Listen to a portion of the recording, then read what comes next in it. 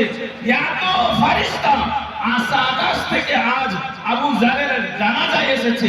মানুষ তো আছে কিন্তু ফেরেশতার এত ভিড় যে পা রাখার জায়গা নাই। ফেরেশতাকে যেন কষ্ট না হয়, ফেরেশতা যেন অসুবিধা না হয়, যার জন্য আমি পা এভাবে ছেড়ে ছেড়ে হাঁটছি। বলেন সুবহানাল্লাহ। এই জন্য আবু জার এদিকে দানকার সিলসিলা জারি রাখে, প্রত্যেক লাইনে লাইনে উঠিয়ে দিলে তো হয় ওটা ওঠানো। হ্যাঁ, প্রত্যেকটি লাইনে একজন করে দাঁড়িয়ে গেলে বড় ভালো হয়। এত লোকের মানে আসা যাওয়া অনেকের অসুবিধা, যার জন্য প্রত্যেকটি লাইনে একজন করে ঈদগাহের জন্য কিছু উঠাবার জন্য রেডি হয়ে যান, দাঁড়িয়ে যান তো বড়ই ভালো হয়। যাচ্ছেন সেই আবু জার কিন্তু দাঁড়িয়ে গেল।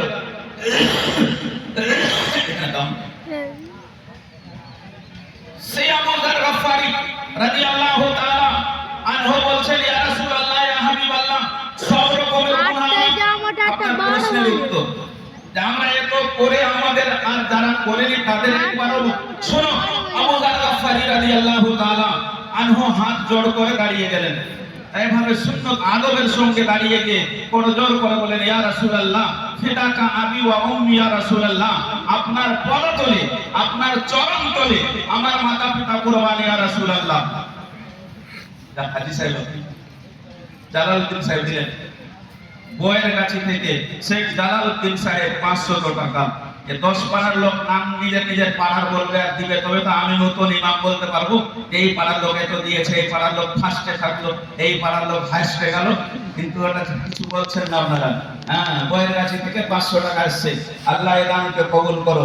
রব্বুল আলামিন যা ইচ্ছা দিয়েছে তার মনের আশা আকাঙ্ক্ষাকে পুরো করে দাও, তার রুজি রোজগারে বরকত দাও, যারা বিদায় নিয়েছে তাদের জান্নাতবাসী করে দাও। বলেন আমিন সুম্মা আমিন। আমার নবী আপনার নবী সাল্লাল্লাহু আলাইহি ওয়াসাল্লামকে জিজ্ঞেস করছেন, ইয়া রাসূলুল্লাহ, আমার মাতা পিতা আপনার পদতলে কুরবান, একটি প্রশ্ন করি। বলে বলো। হযরত আবু জার বলছেন, আপনি বলেন সব গুনাহ মাফ হয়ে যাবে সব। আচ্ছা তুমি কি বলতে চাও? হযরত আবু জার বলেন, ইন জানা ওয়া ইন সারাকা। বুখারী শরীফ। অনেক উলামায়ে কেরাম এখানে আছেন, অনেক মাদ্রাসায় পড়নে वाले তলাবায়ে কেরাম হাজির আছেন। বুখারী শরীফের কিতাবুল ঈমানে এই হাদিসটা আছে।